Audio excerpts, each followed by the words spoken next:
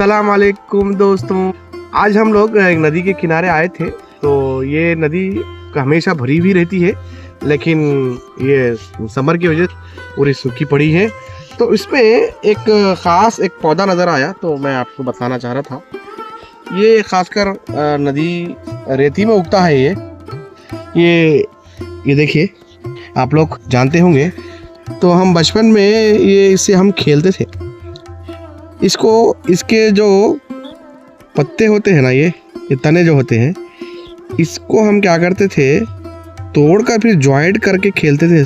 आप लोग भी खेले होंगे इस तरह के पौधों के साथ नदी में। तो काफ़ी खूबसूरत मंज़र है। देखिए, शाम का मंज़र बहुत ही खूबसूरत नज़र आ रहा है।